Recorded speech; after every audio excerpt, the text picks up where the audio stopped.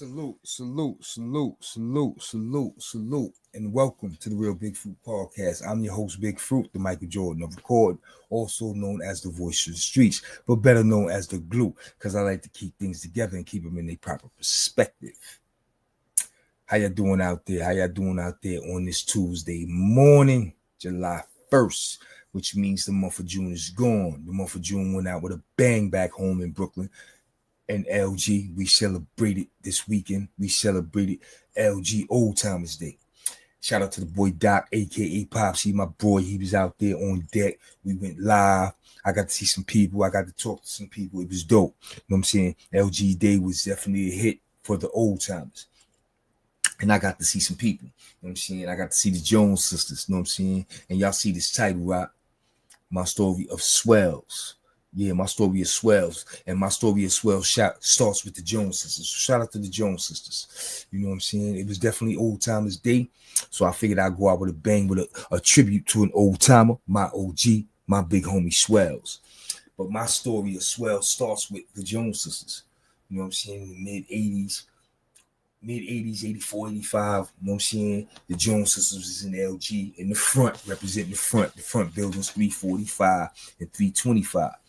You know what I'm saying? They from 345. They was from Butter Building, Peter Rab Building, Portal Building, and my cousin Ray Sean in Nikita Building. So me running in and out of that building so much, I got to see the Jones sisters very often. So I grew up with the Jones sisters.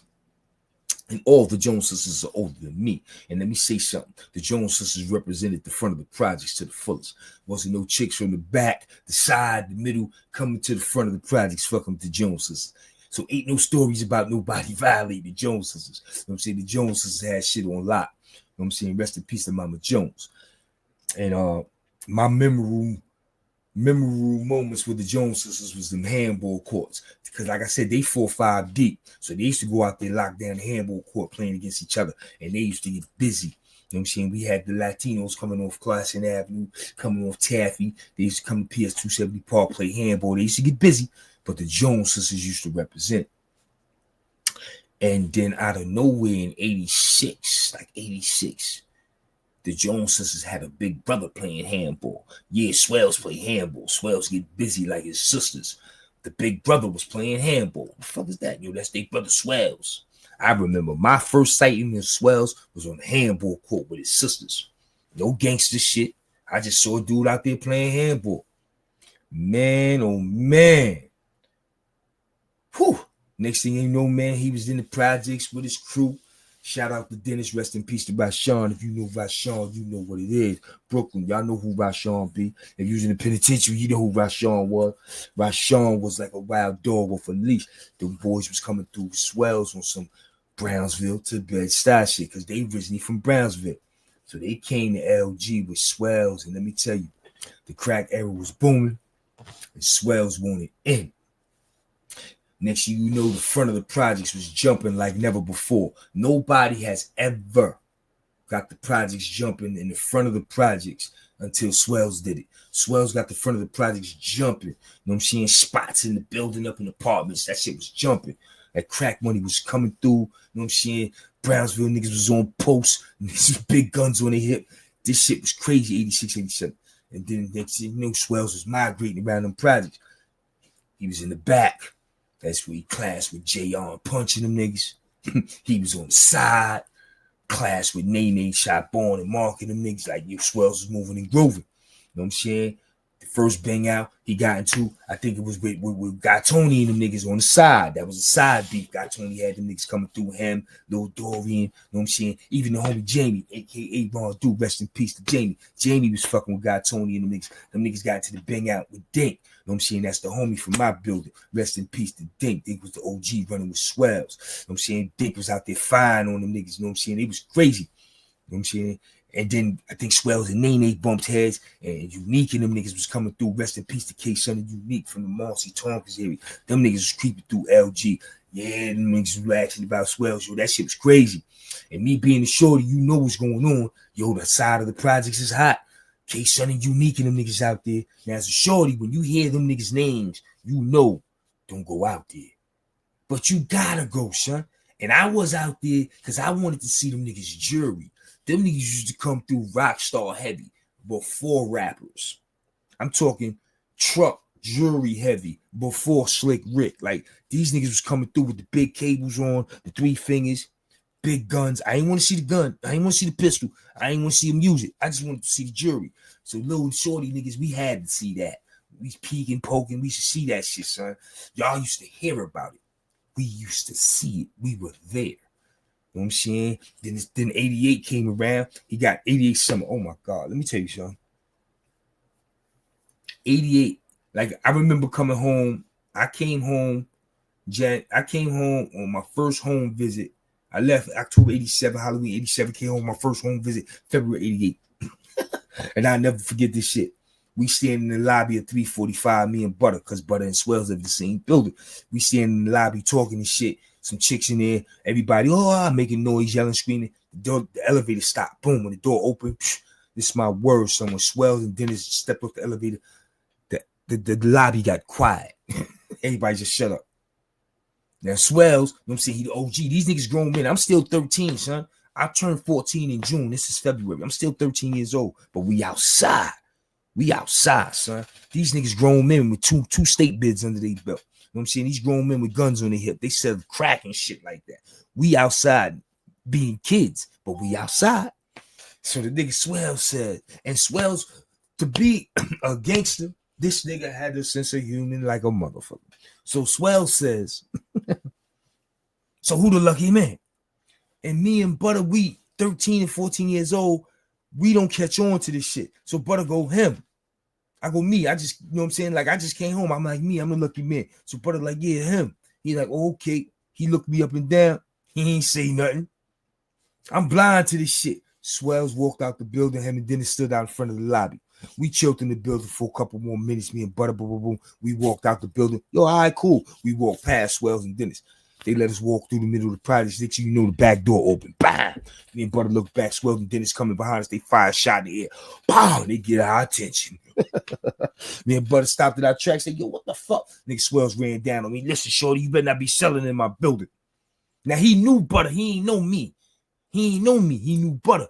So Butter was like, yo, Swells, we ain't selling in your building. Yo, he just came home today. He just came from DFY. Swells was like, oh, all right. Welcome home, shorty. And walked off. That was February 88. 9-5 Summer Green Haven. I told Swells about this shit. Swells said, I ain't pull out no pistol on you. And don't be telling nobody that. Yeah, nigga, you pulled out a pistol on a shorty when I was out there. Word to mother. But that was 88, February. I go back to DFY and shit. I lost a couple of home visits, but I made the last home visit of the summer. They did like a 12-day home visit at the end of August. So you go before school start, you come back type shit. And I remember coming home 88 summer, son. And it was lock your doors, close your windows, son. Swells was beefing with Punch and them niggas. This was crazy, son. Swells, Dennis, Dink, and Rashawn. Them niggas was out there letting it go. Then you had Crazy Troy. Rest in peace to Crazy Troy. Niggas ain't want no smoke. Crazy Troy, light-skinned Troy was out there. Swells, between Troy and Rashawn, that was just too much. Listen, man, you had to be there. You had to know these men. You had to know their story. You had to witness the shit they did in broad daylight in front of anybody and everybody. Fuck the housing. Fuck NYPD. You had to witness these niggas' legacy, man. These niggas was the real deal. These is niggas they made movies about. I always felt Omar from The Wire was Troy.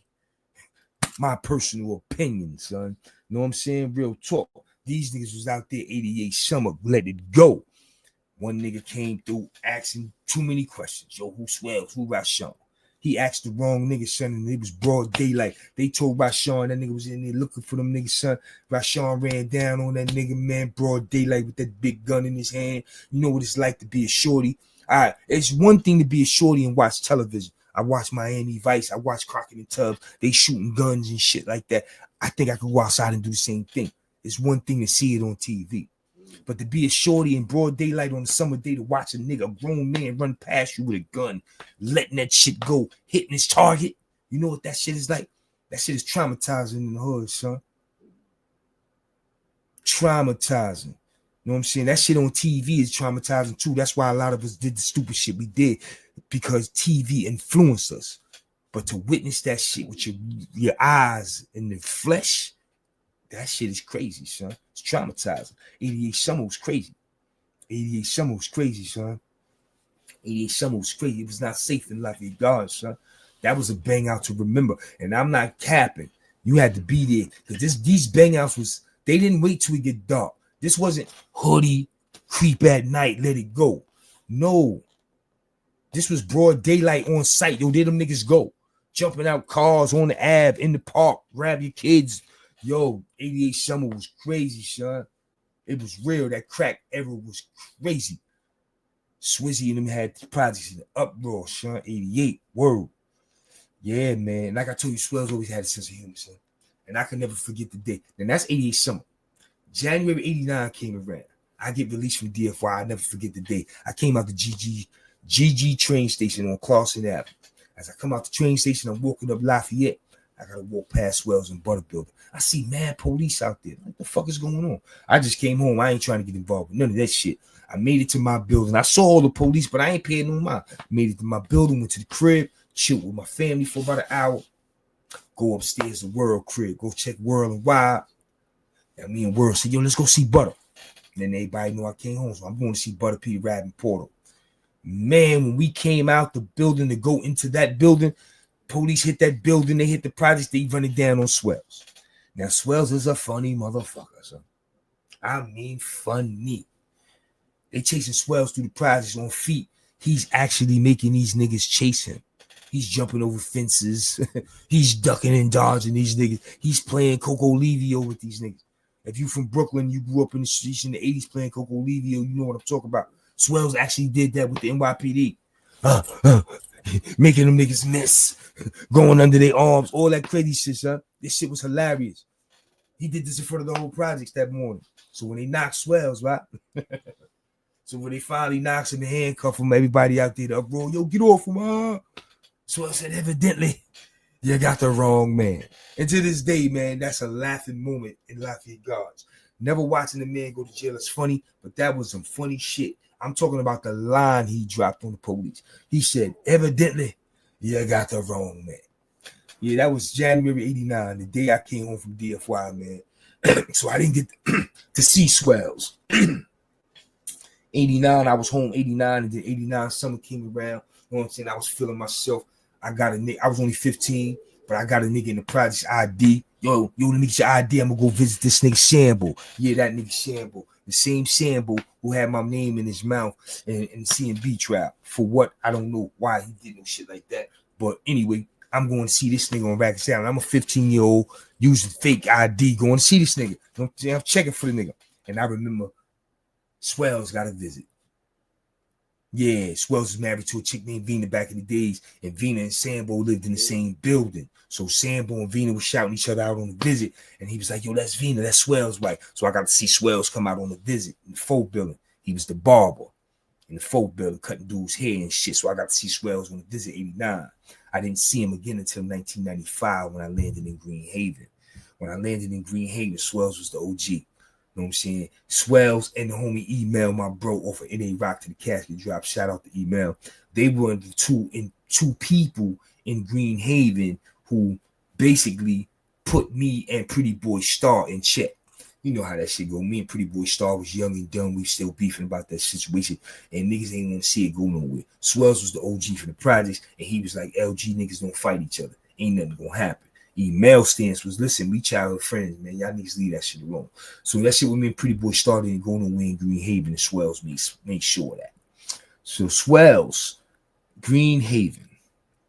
I was in Green Haven with Swells for about a year, and I got to see Swells the man.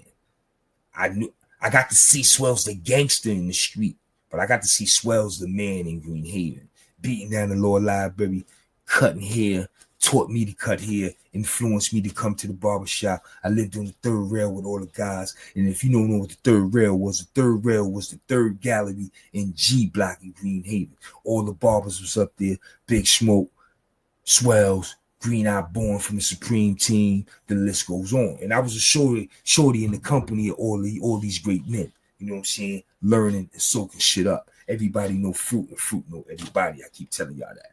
But I got to know Swells the man, and Swells matured me as well. That one year in Green Haven, man, it was dope.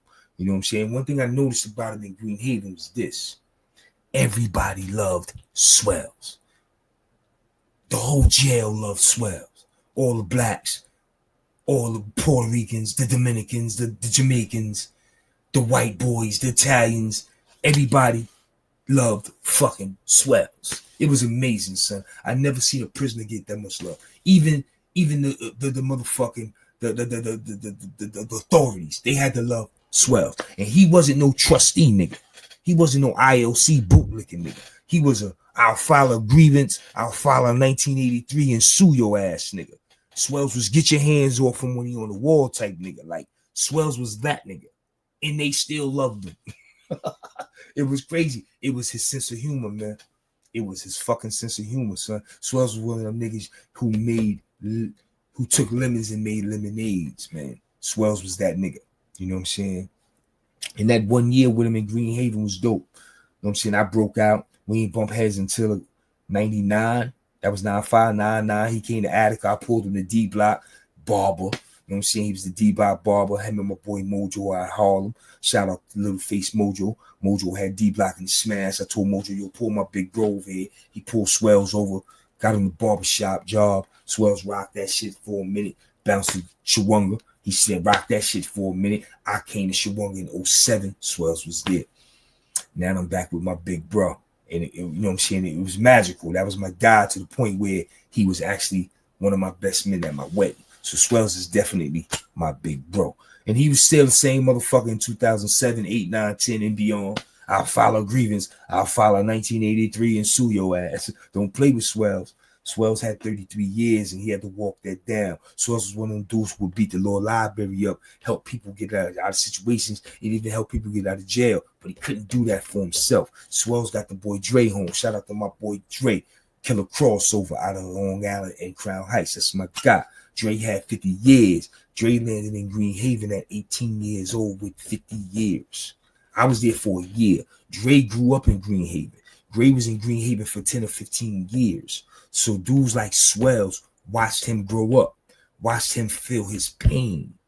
And for 25 years, Swells never gave up on fighting that man. In case Swells got that man out of prison. So Dre walked out of prison after 25 years. Not 50. And Swells got him home, man. You know what I'm saying? So shout out to Swells on that. You know what I'm saying? We have to do two big dogs out of LG. Bush and Swells getting motherfuckers out of prison. You know what I'm saying? And Swells doing that shit to this day. You know what I'm saying? He's still I'll file a grievance and I'll sue your ass. He's just doing it with the law firm. You know what I'm saying? So Swells still getting to it. So shout out to Mike Jones, aka Swells. You know what I'm saying? The paralegal. Swells doing what he do. You know what I'm saying? That's the big homie. You know what I'm saying? He had to walk that 33 years down, and he did that, and now he out here doing what he do. That's the big homie. So I felt it was imperative to do a shout-out tribute to my guy, Swells. I know y'all want the Swells interview, but everybody don't do internet, man, and it is so hard to get certain people to do it. But I did the joint with Bogart. I did the joint with Shabon. I got Mario Machete up next. I got my boy Miz on the way. In fact, I got to call Miz. I was in so much pain yesterday with my shoulder. You know what I'm saying? Hocked up on medication. You know what I'm saying? Your boy injured. I didn't call Miz, but I got to call Miz. I got some things lined up to me to probably persuade him to want to do it. But everybody's not internet, man. And you can't hold that against me or them. So in the meantime, we just got to be thankful and enjoy these stories that I give you. You know what I'm saying? But I would love to interview Swells. That's my big homie. I would love to interview Swells. And I know y'all would love that interview. But right now, we got the story of Swells. You know what I'm saying? That is the OG. Rest in peace to Rashawn and a shout out to Dennis, man. They came through like a hurricane with Swells, man. And Rashawn got his own legendary stories in LG, son. Beating niggas with bats. Putting vests on niggas and shooting them. Yeah, the list goes on. Rashawn did some things in LG, son. Rashawn did some things at LG, son. He come through without if Swells not around, man. If Swells not around, Rashawn liable to do any motherfucking thing. Y'all think he was a beast and a savage in prison. Nah, son, in the street, he was a different animal. He was a different animal. Them niggas came from Brownsville to Bedstuy like a hurricane, son. Word to mother. They was in Lafayette Gardens for about 24 months tops. 24 months tops. They had a 2-year run in LG tops. And their legacy is forever cemented in Lafayette Gardens. Their jerseys are in the rafters. Swells, Rashawn, and Dennis. And my OG Dink, rest in peace. That 2-year run, 86 to 88, was crazy, son. And you had to be there. I know y'all heard the stories. I'm telling you what I seen. I was there. But y'all know how I do. This is the realest channel on YouTube, son. I come through 6 minutes, Dougie. I say what it is, say what it ain't. You know what I'm saying? Right now, it's about the OG Swells. You know what I'm saying? This is my tribute to Swells, my story to Swells from Brownsville to Bedstuy. I hope y'all enjoyed that. Y'all know how I do, man. Until next time, salute. Swizzy, Mike Jones.